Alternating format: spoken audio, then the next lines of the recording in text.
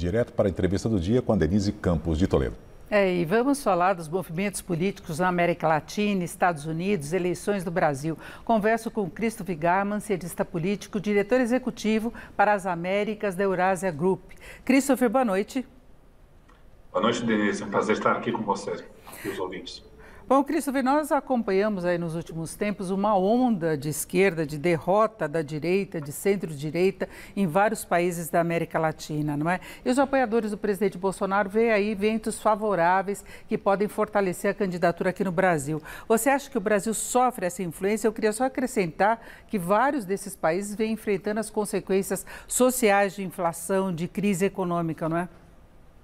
Não, sim, perfeito, Denise. Eu diria, em primeiro lugar, que a gente olha essa sequência de eleições na América Latina que elegeram governos mais de esquerda e derrotaram candidatos de centro-direita, não é necessariamente um movimento do eleitorado a favor de candidaturas de esquerda, mas mais um sintoma que a América Latina saiu da Covid-19 com cicatrizes sociais agudas e sofrendo um choque inflacionário, um choque de inflação global, que realmente pegou famílias de menor renda que sofreram com aumento de preço de alimentos e, em menor grau, aumento de preço de energia.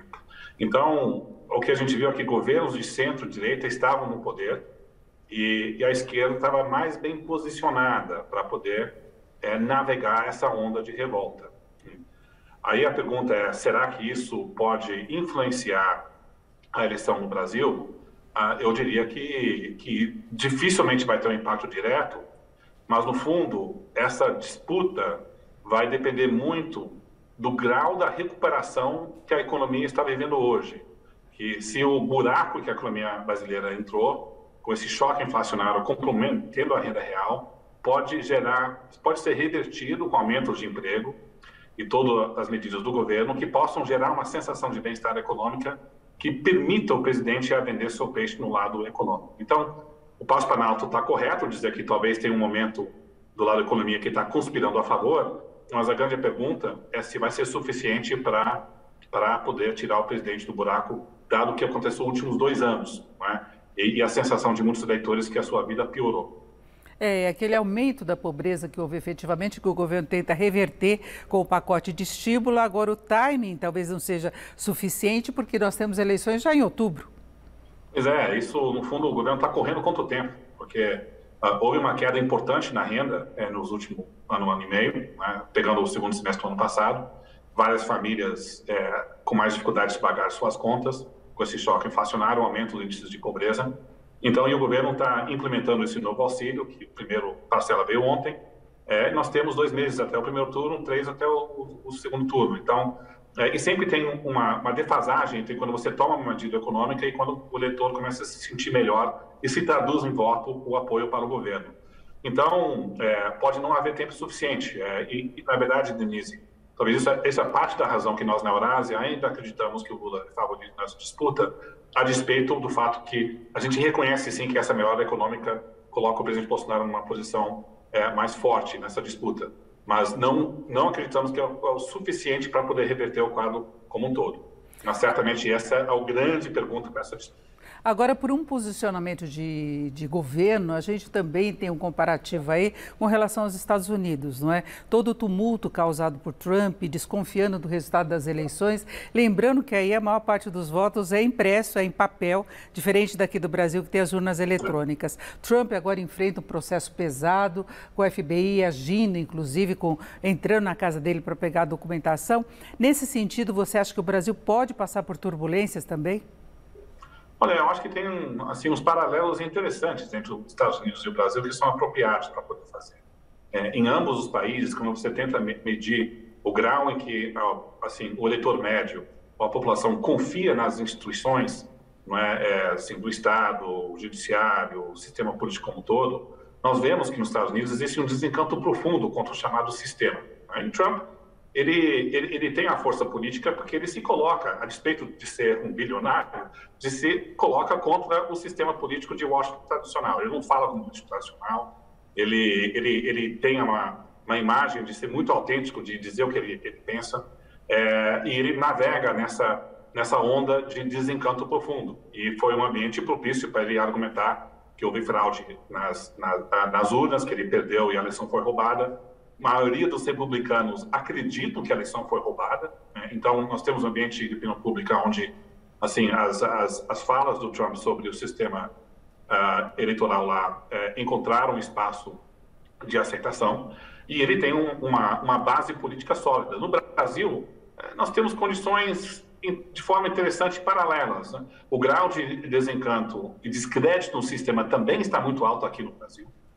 A confiança em instituições como o judiciário está baixa, a mídia está baixa, partidos, lideranças. Então, num ambiente de descrédito grande, o presidente Bolsonaro tem um ambiente onde a fala dele, o questionamento da lisura do voto eletrônico, encontra um certo eco. Então, eu diria que, se de fato o presidente Bolsonaro perder nessa eleição, eu diria que perante os dados de opinião pública, existe condicionante, sim, para um evento semelhante que aconteceu nos Estados Unidos no dia 6 de janeiro, com a invasão do Capitólio. Agora a gente vê o TSE até fazendo algumas concessões, permitindo, por exemplo, que os arquivos da votação de urnas eles sejam transmitidos imediatamente para permitir que os militares façam esse acompanhamento também de apuração. É uma situação inédita, essa transmissão simultânea, que pode ter alguma defasagem pelo tempo de apuração mesmo, mas concessões são feitas para se acabar com essa suspeita em relação ao sistema eleitoral, né? Essas concessões foram importantes, porque a gente estava num ambiente de uma dinâmica muito perversa e ruim, onde o Palácio do Planalto estava se sentindo vítima de decisões do Supremo, não é? Ou do TSE sobre controle de fake news, e o Supremo e o TSE se sentindo vítimas de um presidente que estava atacando a lisura das urnas eletrônicas. Então, ter um certo grau de acomodação, aceitando parte das sugestões do Ministério da Defesa, foi importante para, pelo menos, apaziguar os ânimos dos dois lados. Isso foi importante. Mas eu diria o seguinte, Denise, que isso por si só talvez reduza as tensões, particularmente no Ministério da Defesa com o TSE nesse ciclo eleitoral, mas não mitiga o risco por inteiro. Porque se nós entramos num ciclo onde o presidente Bolsonaro vem a perder, o resultado das urnas é aquém do que as pesquisas estão dizendo, assim, o espaço ainda está aberto para o presidente questionar os resultados e denunciar fraude, né? Significa, entretanto, que as Forças Armadas dificilmente vão encampar um questionamento do voto se não existe denúncias de fraude ou evidências de fraude muito completas. Mas a base bolsonarista pode estar propícia, assim, de acreditar que houve fraude se o presidente denuncia esse fato depois das eleições. Então, o risco ainda está presente, mas foi importante, sim, essa acomodação do TSE com as propostas do Ministério da Defesa. Christopher, para encerrarmos, na avaliação da Eurasia, você acha que a polarização persiste e pode ser uma vitória muito apertada de um dos dois candidatos? A gente acredita que vai ser uma eleição apertada. A vantagem do Lula sobre o presidente Bolsonaro, que hoje está no segundo turno em 12 a 13 pontos, a gente acredita que chega entre 5 a 6 ou 7, pode até ser mais apertado que isso. E acho que esse ambiente de polarização perdura depois das eleições, sim.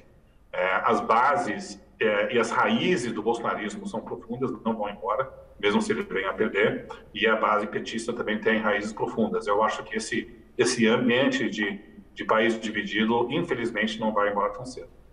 Perfeito. Ouvimos o Christopher Garman, cientista política e diretor executivo para as Américas da Eurasia Group. Christopher, muito obrigado. Uma boa noite. Muito obrigado. Boa noite. Com vocês.